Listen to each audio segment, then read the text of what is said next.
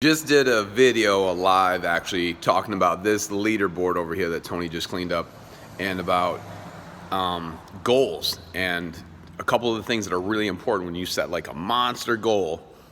Especially if you're a beast, you're setting monster goals, right?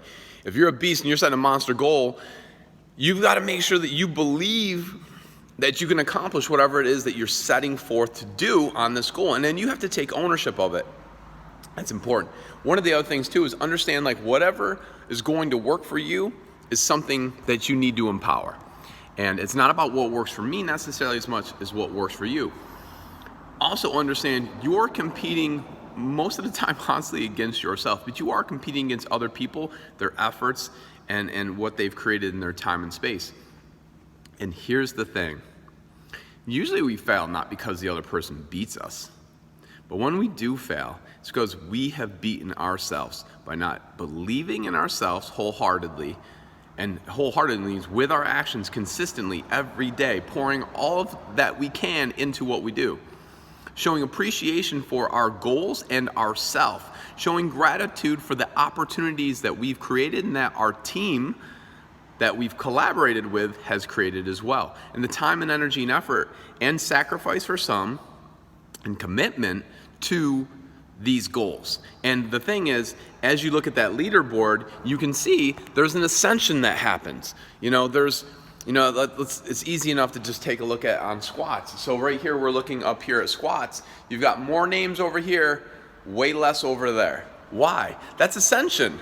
That's like, as the obstacles and the barriers become bigger and greater, and the burden and the time and energy and space and the talent or skill level that it takes to get to a particular place rises, it's gonna filter out things.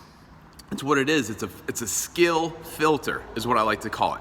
It's a skill filter. And as that skill filter gets more and more stringent, strict, and less room for error, it takes away the people who aren't as committed, or they didn't have as much skill developed in that area.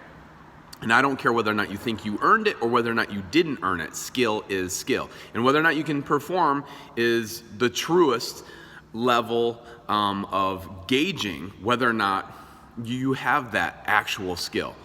And it's the testable skill, the skill when you need it. I don't care as much what you're doing or what you can do when, it doesn't matter. When it doesn't matter, it doesn't matter. But you have to be able to train yourself up to that level. So the training needs to be consistent. The training needs to be progressive. The training needs to be showing that you're committed to rising to the top. The point of this entire thing, 3 minutes in, is this. You're not competing against me. You're not even competing against your competition, because honestly, unless you go all in, you're only competing with yourself at first, until you consistently go in at the highest level every single day and commit yourself to whatever it is that you said your goal is, that you started this whole thing for. You're just not going to give yourself that opportunity to even be able to compete against somebody else, truly, in order to give yourself that reflection point to see where you're at comparatively versus the other people that are in that field. And most of the time I always say, like, hey, I'm not in competition with anybody else. Like, who it is that I am and that I'm doing, or the people I'm working with, is very specific. We don't have any other competitors, because there isn't anybody coming from where I'm coming from doing what I'm doing specifically, with our background and with what we're trying to accomplish. So there are no competitors. That's the same thing for you, for the most part, until you get to the very end, until you get to that, really just a handful of people really that are at that level. So when you hear something like statistics about Division I athletes, there's about like 2% of high school student athletes become Division I athletes. But that number, we've done 10 times that number, like, over for the last 20 years. And there's been some years we've been 25 times that number or more, which that's insane to think about. But here's what makes it not so insane. And here's what makes it believable and real is, of the other 98% of the high school students that don't make it to that level as a Division I athlete, how many were fully committed? right? So how many were 100% in head, heart, and hands? Hands is our action, the physical action. But did they believe it, and did they show that consistently with their thoughts, with their actions, and with their beliefs? And so that number is a very different number, right? That number's not 2%, because there's not, there isn't, 100% of people fully committing. Of the people who are fully committing, how many of those people make it? I bet you that number is well above 10 times, 2%, of the people that make it. Here's the real question. Of the 2% that make it, how many of them were fully committed? Even that number's not really high. The number that's really high, though, is the percentage that make it that are fully committed. And not just fully committed with their actions, but with their thoughts too. Are you fully committed with your level of thinking, with your level of application? Are you training smarter and harder? Are you rising to the level of your goals? You are. So like if you have a goal, if you're not achieving greatly, it's because your goals aren't that level to really inspire you, to challenge you to rise up consistently skill-wise to achieve greatly. So keep that in mind as you're looking at things. And just remember, if I want to continue to be, the greatest in my group, I need to keep getting in better and better groups. And I need to keep on, leveling up, not just with, the challenge, but also with the way that I think, the way that I feel, and the way that my hands, the way that I act. So head, heart, hands. That's what we're talking about.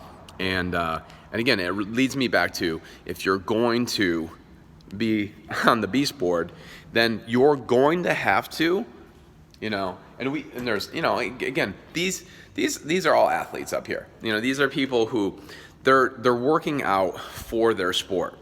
So no, we don't have people in here who are power lifters. This isn't like Westside Barbell, where they're lifting, to be the greatest at lifting. If that were the case, these numbers would be small. For most people. There's a couple of them on there, they wouldn't be small. But for most people, those numbers would be small. Probably have like a dozen people who could decide if they want to be professionals as it relates to weightlifting, and they could go that route right now. They could immediately transition over. For the rest of them, they would have to get clear on some new goals, and they would have to be non-sports related goals. They'd have to be, that would be their sport, so it would be sports related. But the thing is, get clear on what it is that you're doing, why you're doing it, like how is it impacting your big goal. If your big goal is to be, a world champion in, track and field, then you need to make sure that your training, your development needs to be fueling that. You don't lift for lifting's sake if you're trying to be great at track. And actually, I heard Antonio, who's been working with me here at the gym for the last week or so, I overheard him talking with one of our athletes, and he was like, listen, if you want to lift for lifting's sake, that's fine. But if you're here for a sport, if that's the reason why you're here, then you need to make sure that that's making your sport better, and it's going to transition the best to your sport. Because there's some things that aren't going to transition as directly as others. So getting great at that wouldn't necessarily help you as much as getting great in another area that transitions better. So you want to make sure that what we do in here transforms your performance or transcends into greater performance in your sport. So hopefully that clarifies a lot of things. Again, back to like the other video I was talking about, take ownership, make sure it's believable, get that aim, get moving forward, stay consistent with it. And remember, if you go all in, it is a lot easier to be that exceptional 2 or 1%. When you don't go all in, you really, really take those odds and you fall back with the general population. And one thing that I found about with the general population is, in general, you don't want to be in that population. At least that's my experience. And that's why we work with the 2% of the rest of them. Even though the 2% that we work with, they're never really in that group anyway. They don't act like that they're in that group. They don't think like they're in that group. They don't feel like they're in that group. If you're in that group, that's okay. If you're not, we'll see you soon.